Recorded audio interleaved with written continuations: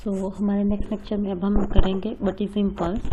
तो उसके बाद हम जनरल टर्म्स करेंगे, जैसे हमने कल किया था principle of conservation of momentum, हमने परसों वाले लेक्चर में किया था। कल हमने उसके एग्जांपल्स और उसके न्यूमेरिकल्स किए थे। हमने जो उसका प्रिंसिपल ऑफ मोमेंटम कंजर्वेशन के एग्जांपल्स किए थे और उसके न्यूमेरिकल्स किए थे। न्यूमेरिकल्स में भी हमने देखा था हमारे पास उसके एग्जाम्पल का एक फॉर्मूला था जिससे हमने सारी एग्जाम्पल्स को सॉल्व किया था, और अगर उसमें कोई डाउट होगा तो आप पूछ सकते हैं। अब मैं आज नेक्स्ट टॉपिक स्टार्ट कर रही हूँ, दैट इज़ इम्पल्स। बच्चे, मैंने इम्पल्स जब हमने principle of conservation of momentum किया था, हमने उसमें किया था कि ये होता क्या है principle of conservation of momentum, और फिर उसमें हमने किया था इम्पल्स क्या होता है, क्योंकि इम्पल्स उसमें यूज़ हुआ था। अगर आपको याद हो तो हमने वहाँ पे लिखा था that is impulse is equal to force into time. Impulse का मतलब क्या है कि किसी शॉर्ट पीरियड ऑफ टाइम के लिए किसी चीज़ पे अगर फोर्स एप्लीकेबल होती है तब हम बोलते हैं वो क्या हो रहा है, आपके पास इम्पल्स आ रहा है। ठीक है, तो इम्पल्स की दो डेफिनेशन होती हैं बच्चे। एक डेफिनेशन तो यही होती है कि अगर if there is the force acting on any body for a short span of time. Short span of time मतलब शॉर्ट पीरियड ऑफ टाइम, थोड़े टाइम के लिए अगर किसी बॉडी पे कोई फोर्स एप्लीकेबल हो रही है तो वो उसका मतलब क्या है, वहाँ पे हमारे पास इम्पल्स प्रोड्यूस हो रहा है। जैसे मैंने आपको एग्जांपल क्रिकेट की बताई थी कि अगर आपके पास कोई मतलब कि बैट के साथ जब बॉल टकराती है, जब बैट्समैन बॉल को हिट करता है तो वो थोड़े टाइम के लिए बॉल एक बार जाके उस बैट पे लगती है, मतलब शॉर्ट पीरियड ऑफ टाइम हो गया, और जिस फोर्स के साथ वो आपके पास जो बैट्समैन है वो हिट कर रहा है उस बॉल को, तब हम बोलेंगे फोर्स इनटू टाइम हो गया, तो वहाँ पे आपके पास इम्पल्स प्रोड्यूस हो रही है। ठीक है, एक डेफिनेशन तो इम्पल्स की ये हो गई, that is force acting for a short period of time, that is known as impulse. दूसरी डेफिनेशन होती है बच्चे change in momentum. Change in momentum is always is equal to the impulse. मतलब अगर आपके पास मोमेंटम में कुछ चेंज आ रहा है, जैसे उन्होंने यहाँ पे डेफिनेशन दी ना, impulse is defined as the total change in momentum by the impulsive force. अगर आपके पास कुछ ना कुछ मोमेंटम में चेंज आ रहा है देन हम बोलेंगे वो किसके इक्वल है, इम्पल्स के इक्वल है। तो आप इनमें से कोई भी डेफिनेशन कर सकते हो, ये एक नंबर में सिर्फ डेफिनेशन आ सकती है और इसमें कुछ नहीं आएगा आपको। ठीक है, नेक्स्ट देखो बच्चे, कुछ टर्म्स है जो हमने करनी है, ये वाले टर्म्स के बेसिस पे हमारे न्यूमेरिकल्स हैं। ठीक है, आपने ये टर्म्स को समझना है और फॉर्मूला लर्न करना है, और इसे हम न्यूमेरिकल्स में यूज़ करेंगे, आगे डेरिवेशंस में भी यूज़ होगा। ठीक है, तो पहले देखो, फर्स्ट आपके पास टर्म है that is time period. Time period क्या होता है? टाइम पीरियड का मतलब होता है बच्चे जो टोटल टाइम किसी भी चीज़ को कंप्लीट करने के लिए लगता है उसे हम टाइम पीरियड बोलते हैं। जैसे time taken to complete one revolution is called period, it is denoted by T, it is measured in second. अब देखो बच्चे, टाइम पीरियड का मतलब क्या है कि जो टाइम लग रहा है, टोटल टाइम जो लग रहा है किसी भी एक रेवोल्यूशन को कंप्लीट करने में। रेवोल्यूशन मतलब रोटेशन। जैसे मान लीजिएगा अगर आपके पास जैसे फैन है वो रोटेट कर रहा है, जब वो एक बार पूरा रोटेट करता है तो उसे कितना टाइम लगता है, उस टाइम को हम क्या बोलते हैं, टाइम पीरियड बोलते हैं। मतलब एक रोटेशन का कितना टाइम लगता है। अगर हम बोले तो इसकी एग्जाम्पल हम पेंडुलम की ले सकते हैं। पेंडुलम मतलब बच्चे जो हमारे पास जैसे पहले होती थी वैसे वॉचेस घर में, क्लॉक्स होती थी, अब तो पता नहीं किसके घर में हो या ना हो। पहले क्लॉक्स होती थी ना जिसके नीचे आपके पास एक पेंडुलम की तरह मूव करता है, वो 1 घंटे के बाद आपके पास अलार्म होता है। ठीक है, वही मतलब कि वो जैसे मान लीजिए वो पेंडुलम यहाँ पे वो पहले लेफ्ट की तरफ मूव करेगा, फिर वो राइट की तरफ मूव करेगा, वापस फिर सेंटर में यहाँ पे ऐसे होता है ना, वो ऐसा पूरा उसका एक रेवोल्यूशन का मतलब क्या होगा, पहले लेफ्ट को जाएगा फिर राइट को जाएगा। जैसे यहाँ पे एक पेंडुलम है, वो पहले लेफ्ट को जाएगा फिर राइट को जाएगा, फिर आपके पास दोबारा वो सेंटर में आएगा, तो उसे हम बोलेंगे उसने अपना एक रोटेशन कंप्लीट किया है। तो वो एक रोटेशन के लिए कितना यूज हो रहा है आपके पास, उसे हम बोलते हैं, वो आपके पास इसका मतलब क्या हो गया, पूरा एक रेवोल्यूशन हो गया, उसे हम क्या बोलेंगे। जैसे मान लीजिए ये आपके पास यहाँ पे एक सेंटर था, ठीक है, इस सेंटर से पहले वो चीज़ इस तरफ को मूव करी, ठीक है, फिर यहाँ से सेंटर से वो पेंडुलम इस तरफ को मूव करेगा, वो ऐसे सर्कुलर में रोटेट करता है ना, वापस फिर वो सेंटर में आएगा। तो इसका मतलब यहाँ पर उसका क्या हो गया, एक रोटेशन कंप्लीट हो गया। और जो ये टाइम पीरियड लगा उसे हम क्या बोलेंगे, सॉरी, जो टाइम लगा इस रेवोल्यूशन को कंप्लीट करने में उसे हम क्या बोलते हैं, टाइम पीरियड बोलते हैं। जैसे यहाँ से पहले वो इधर गया, ठीक है, यहाँ पे पेंडुलम ऐसा होता है ना बच्चे कि जो घड़ी के नीचे होता है वो ऐसे होता है ना, ऐसे गोल सा ऐसे होता है। वो क्या करता है, वो चीज़ मूव करती है, पहले वो इस तरफ लेफ्ट को जाएगी, ठीक है, फिर सेंटर में आती, फिर राइट को जाएगी, फिर सेंटर में आएगी। तो उसका यहाँ पे एक बार लेफ्ट में जाना, फिर राइट में जाके वापस सेंटर में आना, तब उसका एक सर्कल कंप्लीट होता है, मतलब एक रोटेशन कंप्लीट हो रही है। तो इसको कितना टाइम लगता है एक रोटेशन कंप्लीट करने में, उसे हम क्या बोलते हैं, टाइम पीरियड बोलते हैं। टाइम पीरियड को कैपिटल टी के साथ डोनेट करते हैं। टाइम है तो इसकी यूनिट्स क्या होगी, सेकेंड ही होगी। ठीक है, क्लियर है ये वाली टर्म। नेक्स्ट देखिए बच्चे, फ्रीक्वेंसी। अब देखो फ्रीक्वेंसी का मतलब क्या है फ्रीक्वेंसी तो हमें पता है, सिंपल फ्रीक्वेंसी का मतलब क्या होता है, number of revolutions per second. आपके पास कोई भी चीज़ कितने टाइम रोटेट कर रही है, मतलब कितनी रोटेशंस हो रही है पर उसका क्या आ जाएगा, टाइम आ जाएगा, उसे हम बोलते हैं फ्रीक्वेंसी। मतलब उसका फॉर्मूला क्या हो गया, 1/t। ठीक है, जैसे ये आगे फॉर्मूला मैं आपको बताती हूँ। जैसे मान लीजिए कि अगर आपके पास पेंडुलम है 5 बार रोटेट किया तो 5 डिवाइडेड बाय कितना टाइम लगा उसे रोटेट करने में लिए, मान लो उसे 5 मिनट लगे तो 5/5 कर देंगे। मतलब क्या फ्रीक्वेंसी का, that is number of revolutions per second. तो इसका ऐसे हम डोनेट करते हैं स्मॉल n के साथ, जैसे इसे कैपिटल T के साथ डोनेट करते हैं ना, इसे स्मॉल n के साथ डोनेट करते हैं। डायमेंशनल फॉर्मूला क्या हो जाएगा इसका बच्चे, इसका जो आपके पास होता है formula, that is 1/t। Frequency का फॉर्मूला होता है 1/t। Relation between time period and frequency बोला है ना, तो फ्रीक्वेंसी का हमारे पास डेफिनेशन ही क्या है, नंबर ऑफ रेवोल्यूशंस पर सेकंड। मान लो एक रेवोल्यूशन एक बार उसने रोटेट किया, डिवाइडेड बाय कैपिटल T आ जाएगा। तो इसका मतलब फ्रीक्वेंसी का फॉर्मूला क्या हो गया, 1/t। तो अगर 1/t इसका फॉर्मूला है तो इसकी यूनिट्स क्या हो जाएंगी, 1/सेकेंड, तो सेकेंड पावर -1 इसकी यूनिट हो गई। ठीक है, पर सेकेंड भी हो सकती है, हर्ट्स भी इसे लिखते हैं। डायमेंशनल फॉर्मूला क्या हो जाएगा, सिर्फ टाइम पीरियड है वो भी नीचे ऊपर जाएगी, इसकी पावर -1 हो जाएगी, तो m0 L0 T पावर -1। ये हमने किया हुआ डायमेंशनल फॉर्मूला कैसे देखना है। ठीक है, तो ये हमारी पहली दो डेफिनेशंस कंप्लीट हो गई, that is time period and frequency, and both are related to each other. दोनों एक दूसरे के साथ रिलेशन में है, क्योंकि फ्रीक्वेंसी का मतलब क्या होता है, reverse of, inverse of time period, मतलब 1/t होता है। ठीक है, तो ये पहली दो टर्म्स थी बच्चे।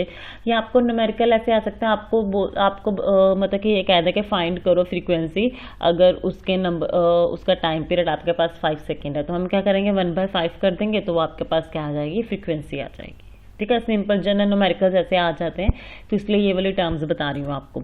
नेक्स्ट है हमारे पास angular velocity in terms of time period and frequency. Angular velocity क्या होता है बच्चे, वो देखो। नेक्स्ट देखिए बच्चे, एंगुलर वेलोसिटी। बच्चे जैसे वेलोसिटी हमारे पास सिंपल वेलोसिटी किसके इक्वल होता है, डिस्टेंस या डिस्प्लेसमेंट हम बोलते हैं, डिस्प्लेसमेंट पर यूनिट टाइम होता है ना, डिस्टेंस नहीं होता। Speed is equal to distance per unit time होता है, velocity is equal to displacement per unit time होता है। बस दोनों में डिफरेंस इतना होता है, डिस्टेंस मतलब जितना भी डिस्टेंस होगा, डिस्प्लेसमेंट का मतलब होता है शॉर्ट टाइम जितना कम से कम डिस्टेंस होगा। ठीक है, तो वो डिस्प्लेसमेंट आपके पास वेक्टर क्वांटिटी होती है और जो डिस्टेंस होता है वो स्केलर क्वांटिटी होती है। इसका मतलब स्पीड आपके पास स्केलर हो गई और जो वेलोसिटी है वो आपके पास वेक्टर हो गई। तो बच्चे एंगुलर वेलोसिटी मतलब अगर कोई चीज़ रोटेशन, अगर पहले हम जो कर रहे थे ना, सारी जो चीज़ें की हमने लीनियर में की, मतलब कोई चीज़ सीधा जा रही है तब हम उसकी बात कर रहे थे। लेकिन एंगुलर का मतलब क्या है, कोई भी चीज़ अगर आपके पास रोटेशन में है, मतलब वो सर्कुलर मोशन में है, तो एंगुलर वेलोसिटी क्या हो जाएगा, जहाँ पे वहाँ पे डिस्प्लेसमेंट सिंपल था, यहाँ पे एंगुलर डिस्प्लेसमेंट हो जाएगा बाय टाइम। तो एंगुलर डिस्प्लेसमेंट बच्चे 2π होता है। 2π क्यों होता है, क्योंकि अगर हम देखें जो सर्कल है, जैसे ये पूरा एक कंप्लीट सर्कल है, ठीक है, ये पूरा एक कंप्लीट सर्कल है, उसका जो एंगल होता है ना कंप्लीट सर्कल का बच्चे 2π होता है। मतलब पूरा एक डिस्टेंस उसका कितना हो गया, 2π हो गया ना एंगुलर डिस्टेंस, तो यहाँ पे 2π आ गया, डिवाइड बाय टाइम आ गया। और जो एंगुलर वेलोसिटी होती है उसे हम ओमेगा से रिप्रेजेंट करते हैं। ये आपको W लग रहा होगा, इसे हम क्या बोलते हैं, ओमेगा, ओमेगा से रिप्रेजेंट करते हैं। ठीक है, is equal to 2π by time. तो हमें पता है फ्रीक्वेंसी किसके इक्वल था, 1/t था, तो 1/t की जगह पे हम n लिख सकते हैं, तो इसका मतलब ओमेगा किसके इक्वल हो गया, 2π n के इक्वल हो गया। वो जस्ट रिलेशन उन्होंने फाइंड करके बताया और कुछ नहीं। ये नहीं करना, ये वाला पार्ट नीचे वाला नहीं करना, सिर्फ आपने ये फॉर्मूला लर्न करके रखना है।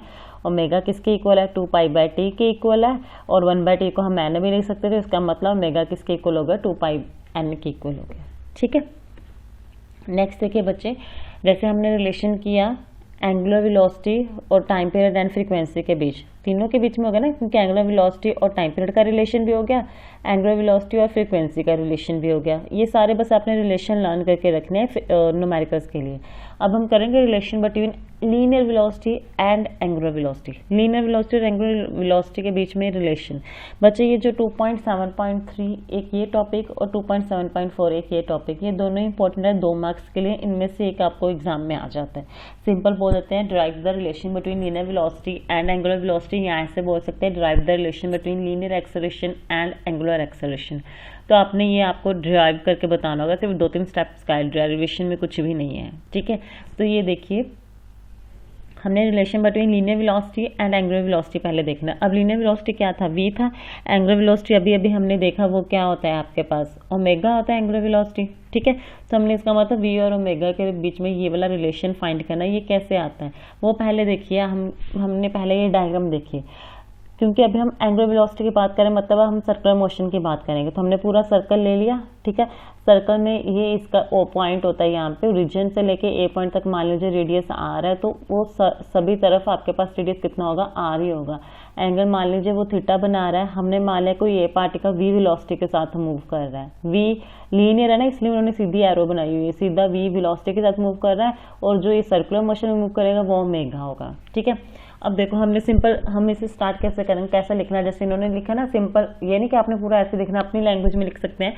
Late us consider a circle having radius R with angular velocity omega and linear velocity V where R is the radius. Simple, आप ऐसे अपनी लैंग्वेज में लिख सकते हैं बच्चे, ठीक है।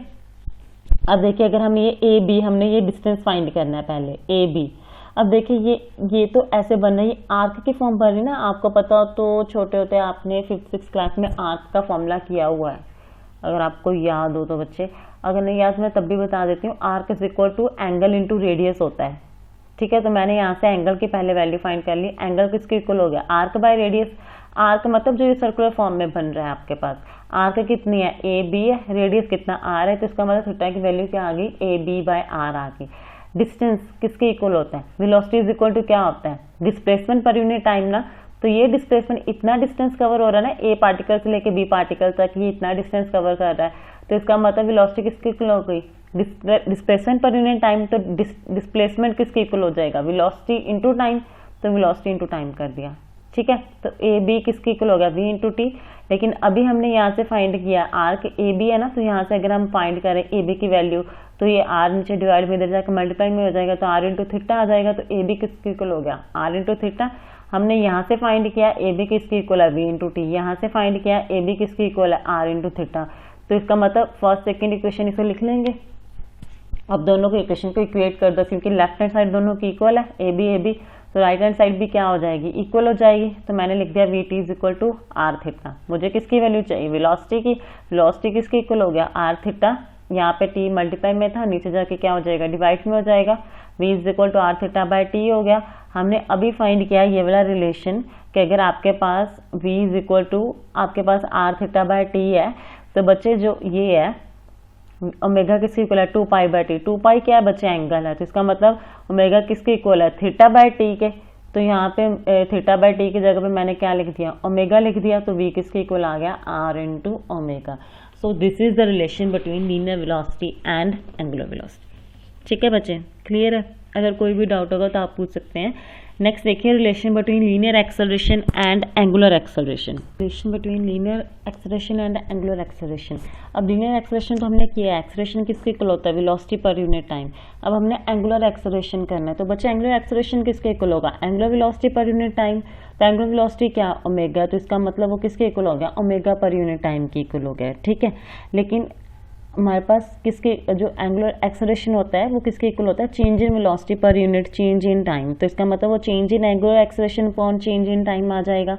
तो वही हमने सिर्फ रिलेशन फाइंड करना है ए और अल्फा के बीच में, क्योंकि जो एंगुलर एक्सेलरेशन होता है उसे हम अल्फा से डोनेट करते हैं, और ए तो हमें पता है लीनियर एक्सेलरेशन है, ठीक है।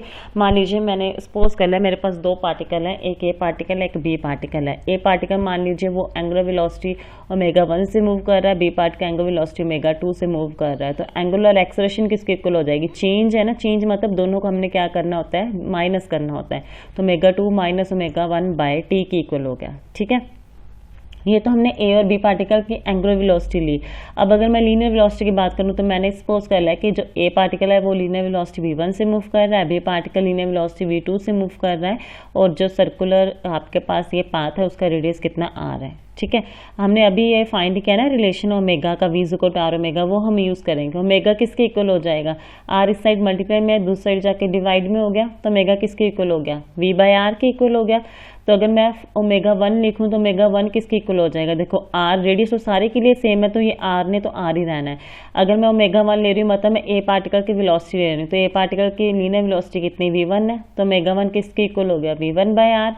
ओमेगा 2 आना बच्चे, यहाँ पे ये गलत लिखा है, ओमेगा 2 किसके इक्वल हो जाएगा आपके पास, v2 बाय आर, ठीक है।